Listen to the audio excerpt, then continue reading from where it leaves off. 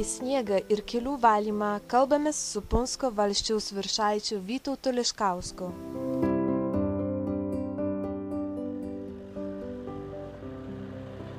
Problemų tokių su valymu dabar nėra, dėl to, kad to sniego per daug nebūta dar. Tačiau reikėjo jau stumdyti kelius, mes jų turim apie 120 km, tai valsčiaus reikšmės, o paskui truputį vietinių. Nu, žinoma, tas 120 km reikia į vieną pusę ir paskui kitą pusę grįžti, tai susidaro tų kilometrų. Nu ir tiesą pasakius, mums pavyko per 24 valandas nuvalyti tuos kelius po paskutinių sniegų, tai būtent pirmadienį nuo 4 ryto ir praktiškai iki 4 po pietų buvo jau dauguma išvalytų, žinoma, dar šiandien, tai yra antradienį truputį valom. Valo tuos kelius, kai didesnis sniegas būna, tai 5 traktorai, taip kaip ir šitas paskutinis buvo. Tačiau jeigu būtų didesni sniegai ir, žinoma, sunkiau būtų susitvarkyti, tai tų traktorų galima būtų daugiau paleisti. Na ir, o kai būna tokie lengvas sniegotis, tik tais pavalyti, tai mūsų tik tais 2 traktorai savivaldybei priklausantis dirba. O taip tai yra dar 2 traktorai kooperatyvo Bitukės ir Jurgio Vaičiulių vienas, na ir mūsų tie 2 traktorai. Žinoma, tas mažesnis traktorius, tai Punske gatves valo. Nu, žinoma, priklauso tas valymas ir nuo to, ar visą laiką sninga, ar pusto. Ir svarbiausias dalykas yra, kai mažiau sniego, o daugiau tik tais vėjo ir pusto, tai sunku nustatyti laiką, kada gerai pradėti yra stumdyti sniegą. Ir dėl to biskį įvairių problemų būna. Nu ir žinoma, paskui dar žmonės, svarbiausia, kad jie nori vienu metu visur, kad būtų išvalyta. Taip neįmanoma yra, nes jeigu pradedi nuo vieno kaimo ir kitų baigi, tai taip būna biskį sunkiau. Tai reikia dažnai palaukti, kad ar tų 12 valandų kol ateis, ar daugiau, ar mažiau.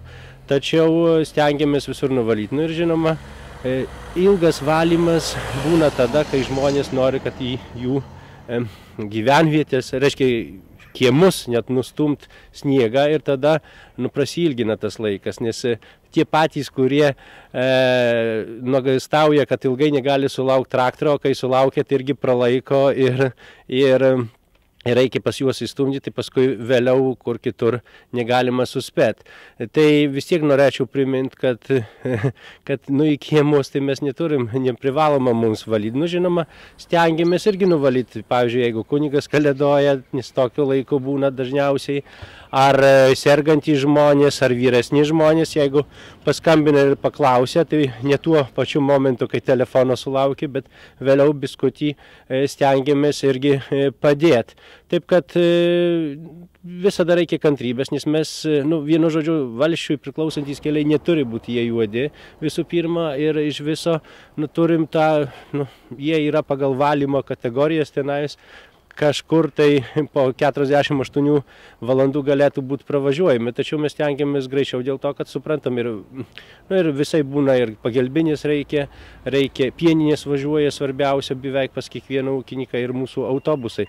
Taip kad stengiamės tai padaryti. Na ir dar primenu ir dėkoju labai, nes Punsko miestelį šaligatvį yra nuvalyti, nes gyventojas, kuris gyvena prie to šaligatvio, tai, taip sakant, privaloma jam yra nuvalyti tą šaligatvis. Na ir kartais būna taip, kad jaunas žmogus nenuvalo prie savęs, o vyresnis žmogus nuvalo. Bet jeigu ir tam vyresniam žmogui būtų gana sunkoka, tai gali mums pranešti, tai galim kartais ir padėti prie, jeigu galimybė yra, žinoma, jeigu žmonių turim, tai galima būtų padėti ir vyresniam žmogui kas tas šaligatvis, taip kad bendrom jėgom, bendrai, visada kantrai, tai visada galima viskas padaryti. Pirmoje eilėje tai yra apskričiai priklausantys keliai, bet tuo užsiima apskritis ir mes matom, kad jie paskutiniu laiku dažnai važinėja. Žinoma, tie yra apskričiai priklausantys keliai. Kartais būna, kad ir mes valom, nes jeigu didesni sniegai, jie turi visą apskritį, taip sakant, tai dažnai būna, kad ir mes nuvalom, nes su pakeltu plūgu nieks nevažiuos. Taip kad ir jie kartais mūsų kelius taip pravalo, taip ir mes, nes tikrai būtų nuodėmė. Žinoma, visai taikosi klaidų ir vienoj pusėje, ir kitoj, dėl to, kad priklauso kaip kas moka ir stumdyti tą sniegą, koks tai sniegas yra, kaip keliai, žinoma, kai kada būna piemenėliai pastatyti prie pačio kelio, tai irgi susiaurina kelią. Tačiau blogai nėra, slidokų tai yra, bet reikia atsargiai važinėti. Tam pačiam toj pačioje biudžeto skiltelėje yra ir kelių žvyravimas. Kuo daugiau stumdysim sniegą, taip kad tuo mažiau liks žvyravimui. Tačiau mes sunkiausiais metais išleisdavom 40 000 zlotų sniegui. Tačiau bus matyti, kaip šita žiema atrodys, nes jeigu 6 traktorai dirba, tai vieną dieną kainuoja maždaug 5000 zlotų. Na ir dar kitas dalykas, tai truputį barstom kelius, tai reiškia ypač gatves sankryžose arba porą kalnelių turim, tai čia vienas Šlynakimio kaime tenais, kur yra geležinkelis. Ir stambus kalnukas, tai kažkur Vaiponioj, Vaičiuliškės Vaiponė, dėl to, kad tenais autobusas važiuoja ir stambus kalnas. Tai biskį turim ir nupirkę ir druskos, ir smėlio, taip kad biskį irgi pabarstyti, kad nors tose sankryžose arba bjauriausiose vietose biskį būtų lengviau. Tiesą pasakius, tai su druska yra kita istorija dar, dėl to, kad druska niekada nepadės, jeigu yra virš 7 laipsnių šalčio. Taip kad mes, o kiek pastebėjot paskutiniu laiku, sausis ir gruodžio pabaiga, tai buvo dideli šalčiai ir ta druska, vienu žodžiu, ratais nupučia. Taip kad slidu yra ir bus, o kai užsninga dar sniegas ant ledo, kuris yra prišalęs ir kuriam druska nepadėjo, tai dar slidžiau pasidaro. Taip kad reikia visada palaukti, kol bus šilčiau. Ir žinoma, vis tiek mes savo vietos kelius, tik tais tose vietose, kur yra tokios bjauriausios, ar kalnas, kaip mes sakom, Muliarčiko kalnas, ar kažkur tose vietose barstam.